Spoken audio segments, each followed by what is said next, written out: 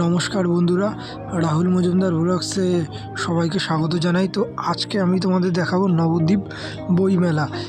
তো দেখতেই পাচ্ছ সামনে যে বইমেলার যে প্রবেশ গেট এবং পাশাপাশি যে শ্রী চৈতন্য মহাপ্রভুর যে একটা মানে মূর্তি, সেটা কিন্তু এখানে রাখা আছে। হ্যাঁ, তো আজকে বইমেলায় আমি যেদিন গিয়েছিলাম আর কি, বাংলা টলিউড সিরিয়ালের অভিনেত্রী সীতামা ভট্টাচার্য তিনি এসছেন এবং তারই কিছু মুহূর্ত তোমাদের সাথে বইমেলাটা শেয়ার করছি। দেখতেই পাচ্ছ যে ওই সামনে দেখো, ওটা কিন্তু স্টেজ, ঠিক আছে। আর পাশাপাশি যেহেতু বইমেলা আদার স্টল একটা কোনায়, মানে বইমেলার একটা সাইডে একটা দুটো খাবারের স্টল আছে, আর পাশাপাশি পুরো বইমেলাটাই বইয়ের দোকান আর কি। তো আর এমনি টুকটাক খাবারের দোকান, যেগুলো বাদাম ভাজা, পাঁপড় ভাজা, ওগুলো তো আছেই। পাশাপাশি মানুষের ভিড়, হ্যাঁ, এবার যেহেতু মফস্বল সেই তুলনায় ভিড়, ঠিক আছে। এলাকা শ্রী চৈতন্যদেবের পীঠ বলা যেতে পারে।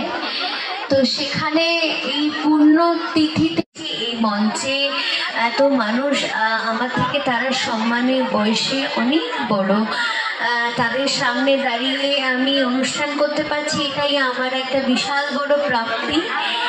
এবং সত্যি কথা বলতে আমি ভীষণভাবে আমার যারা দর্শক তাদের কাছে ঋণী, সবসময় ঋণী, যে তারা আমাকে এত ভালোবাসায় ভরিয়ে রাখে সব সময়। আমি মাঝে মাঝে ঈশ্বরকে বলি যে আমি সত্যি এত ভালোবাসা পাওয়ার যোগ্য, যে তুমি আমায় এত কিছু দিয়েছ।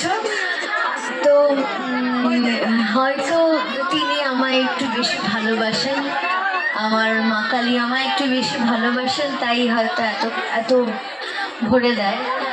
আবার যখন 19-20 হয়ে যায় তখন তাকে বড্ড গালিগালাজও করি। সেটা সবাই করে, বলি। আচ্ছা আচ্ছা, হবে হবে হবে। ফাংশনে দাদা বললো চা বিস্কুট গজা খেতে দিয়েছে। আমি তো গজা খেতে খুব ভালোবাসি।